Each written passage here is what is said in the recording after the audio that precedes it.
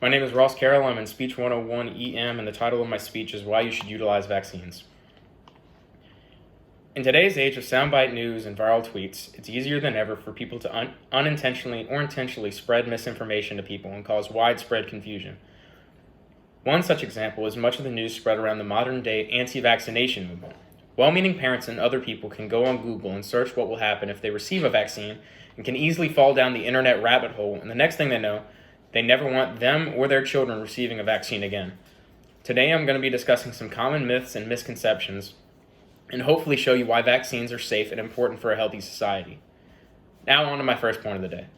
One of the studies that are often pointed out by the anti-vax community is the 1998 UK-based study led by Dr. Andrew Wakefield and published in The Lancet, a scientific journal, which claimed that the MMR vaccine was linked to the development of autism in children and was discredited almost immediately upon release.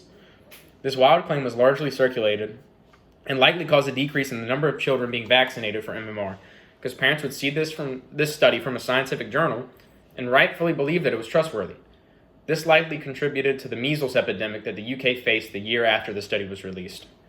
The major flaw with this study was not just that they only used 12 children in the study, which is grossly low for a study to be considered valid, but all involved also admitted to altering and cherry-picking data and make sure it fit the narrative they wanted to spin. Not only was the study a result of bad data collection, but if you look at when autism is diagnosed and when the MMR vaccine is normally given, they both occur around the same age for children.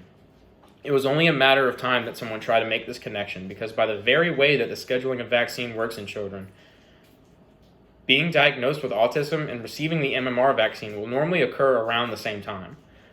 This is simply a matter of correlation events and most certainly not a cause and effect relationship. This brings me to my next topic. Another qualm anti-vaxxers have with vaccines is that there is a small amount of heavy metals such as mercury or aluminum in some vaccines. They believe that these metals will cause children to suffer neurological damage and sudden infant death syndrome from the vaccines most babies receive at 2 to 3 months of age. The main issue with this argument is that when you look at the amounts of these metals that are present in vaccines and how often they appear in everyday food items, it's hard to believe that these claims hold water. One of the main substances protested is thimerosal. According to CDC, thimerosal is most commonly used in multi-dose vials of vaccines to prevent bacteria growth from occurring whenever a syringe needle enters the vial to draw back a dose. Thimerosal contains ethyl mercury, which is very different from the more common form, methylmercury. Methylmercury is the type of mercury found in fish and can be very toxic in high doses. The main difference is that ethyl mercury can be cleared from the human body much quicker than methylmercury can, which means that the body will absorb only a fraction of the very small amount put into vaccines. Another common metal found in vaccines is aluminum, and it's used in the form of metallic salts like aluminum hydroxide to help boost the body's immune response to the vaccine so that they are more effective at preventing the disease. Aluminum is the most common metal on Earth, and people will try to argue that any amount of metal in a vaccine is not safe. But if you go to the CDC website, you'll find numerous studies that have been done on the topic, and they've all found that the level of aluminum is safe. The main thing to keep in mind is that too much of anything in your system can be fatal, and there is an appropriate level for everything in your body. Even water, when consumed in large amounts, can end up killing someone. The last point I'll be going over is the claim that vaccines don't work. There are some people in the anti-vax community that believe that vaccines are not only harmful, but don't even work to begin with.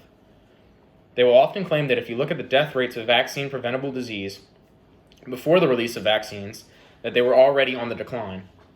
This doesn't mean that diseases were starting to disappear, but rather it showed that less people were dying because of advances in medicine that were being made. The statistics of reported cases of diseases better reflect how effective vaccines are, and the number of cases stayed relatively the same until the release of vaccines. The coverage vaccines offered isn't promised to prevent 100% of people from getting the disease, but their intended purpose is to help lower the number of people that must suffer from potentially life-threatening diseases. Now let's wrap up everything I just said. A lot of the resistance people have to vaccines is based off of misinformation spread by bad statistics and bad research.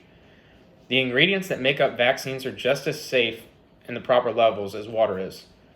That is why the FDA does so much research on a drug to make sure it's safe because the last thing anyone would want is for a deadly drug to be given to the general population. Vaccines do work, and history has proven it. That's a reason that polio has been almost eradicated in first world countries. They don't work 100% of the time, but they work well enough for the benefits to outweigh the risks. Make sure, as with anything in life, that before you decide one way or another, let it be an informed decision that you make.